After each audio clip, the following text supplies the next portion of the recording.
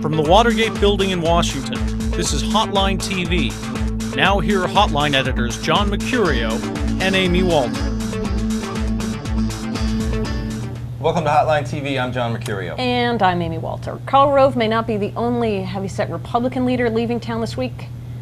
Former Speaker Dennis Hastert has scheduled a news conference in Kendall County for tomorrow.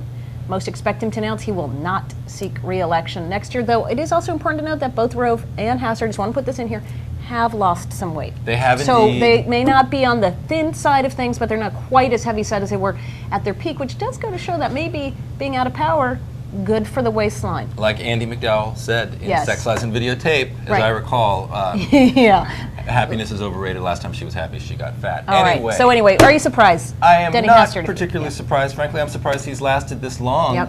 and that he hasn't actually announced his resignation. It follows in a pretty long line of history or tradition that once you are you reach the pinnacle of power in politics, if you sort of are knocked out of that, you eventually sort of find your way out of politics. Newt Gingrich obviously is the biggest example. I wouldn't be surprised at all if he does announce that he's resigning. We haven't personally confirmed that, and neither has anybody else with Hastert himself.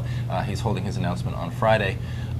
It's unfortunate for Hastert, who was sort of reluctantly dragged into this leadership that's the whole position thing. from the beginning. Exactly. And didn't want to stick around in 06. Didn't really want to stick around in 06, wanted to retire, Yep. but was sort of dragged into this because he was a team player. He was part of the sort of Tom DeLay machine that existed when they came into power after Newt Gingrich left the Speaker's office, and he sort of at first was viewed as very effective because he was able to sort of let his team and his operation work, and he was sort of remained a behind-the-scenes player.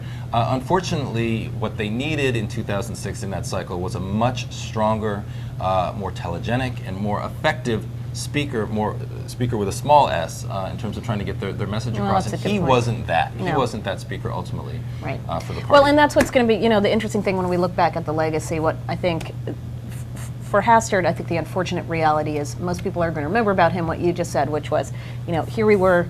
He had reigned over Republicans' longest, at least in our political lifetimes, longest tenure in the majority. And when the Mark Foley scandal broke, it was the reaction to the Foley scandal that I think really pushed the 2006 race completely over the edge. Mm-hmm. For Republicans, it was the sense that nobody wanted to take responsibility. He wasn't sort of standing up and sticking with a message that seemed believable to voters, and there was a lot of passing the buck, et cetera. But the reality was in the first, especially in 2000, which you had a really, really close election, you had to give Hastert credit for that, for keeping his troops together, for keeping them on message. Mm-hmm. And there'll always be the debate about whether it was DeLay's house or Hastert's house. Right. That's for the historians to figure out. We just do the day to day. Well, I consider myself a little bit of a political historian, really? as do you. Sure. Yeah. Sure, but no, I mean, and I think it's ironic. You were just talking about Mark Foley, and it's frustrating, I'm sure, to somebody like Denny Hastert, who presided over the House as Speaker. It's the longest of any Republican Speaker.